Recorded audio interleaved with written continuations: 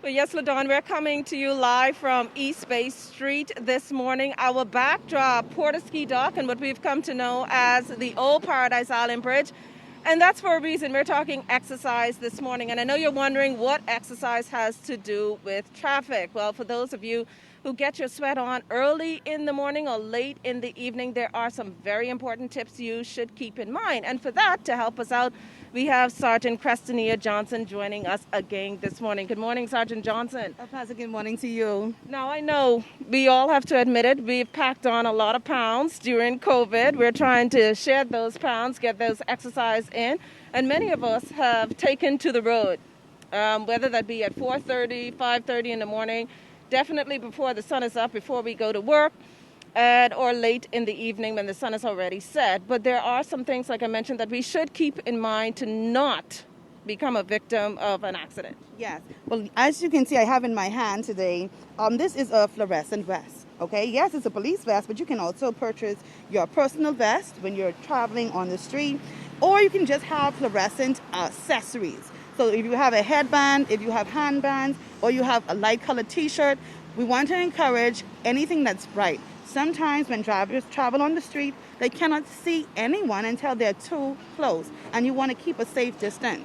So we're asking as much as possible for persons to utilize fluorescent colors as much as possible.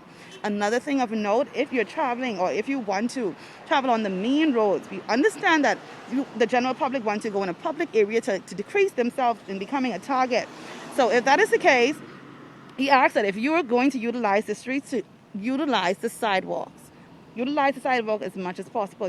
I am sure you have seen throughout the New Providence Island that there have been added sidewalks to assist persons in the residential area to continue to occupy the sidewalk. So as much as possible when you're exercising, utilize the sidewalk.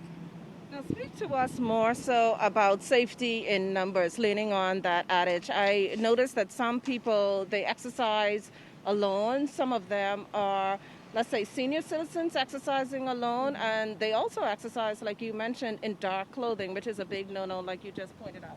Well, as soon as you mention that, my mind goes to the public areas like R. M. Bailey Park. I know in my area, we utilize the Sack Hill in that area. So advising as much as possible, if you're going to go on the street during those wee hours in the morning and in the nighttime, so as much as possible, be accompanied by someone else. It's for your safety. Just now I spoke about becoming a target. We do not want to provide the criminal element with an opportunity to target you. Okay, so as much as possible, let's not do anything that would cause or just would increase the chance or the likelihood of you being a victim of some criminal activity. So if that is the case, if you want to exercise during that time, as much as possible, look for an area, a public area, such as the R. M. Bailey Park, such as the parks within your community, and utilize, again, your fluorescent colors and go along with a friend. Is there a certain time we should stick to, or should we really seek to break the monotony in our exercise routine? Well, I suggest that you switch up your routine, because when you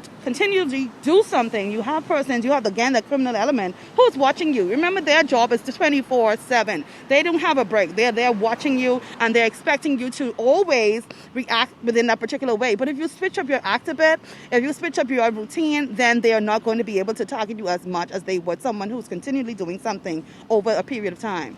Now, I know our conversation comes on the heels of Saturday's hit and run, fatal hit and run.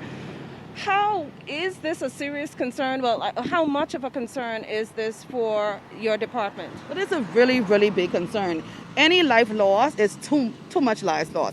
So as a matter of fact, we had an appeal to the general public. And again, we want to appeal to the general public, if anybody was to know any information concerning this matter, to reach out to the Royal Bahamas Police Force Traffic Division or the 911 or 919 hotlines. But as it pertains to hit and run matters, we find that a majority of persons who are involved in these matters, they leave the scene because they do not have insurance, that they're not licensed to drive within that vehicle. Some persons move vehicles without owner's consent, and then you have persons who are driving stolen vehicles.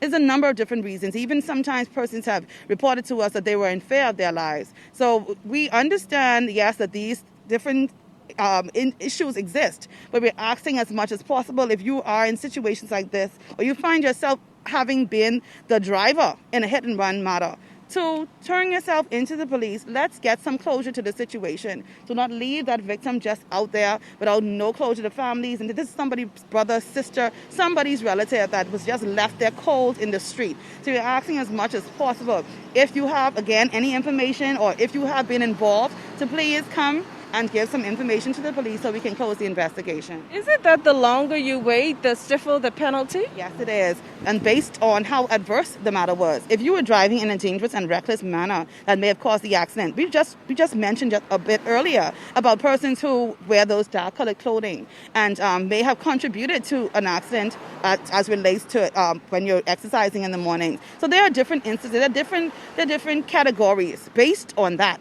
That determines your fine. And then again, if you try to evade the police, if you do anything that encourages that criminal activity or make it an intent that you're intended to hide or cover this particular situation, that makes it worse. And based on that, you're looking to spend some time.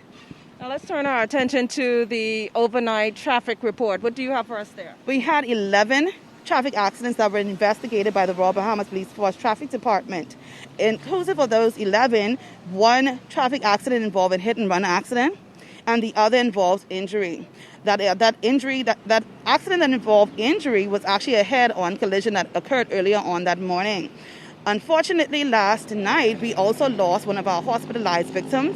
Yesterday, we had 10, and that person passed away, so now we have 9. So our condolences goes out to that family on behalf of the Royal Bahamas Police Force and the Traffic Division. Our condolences goes out to that individual. So we can see how extremely important it is when we are traveling on the street to do so with added care and caution. Once again, that was Sergeant Crestania Johnson. Back to you, LaDon.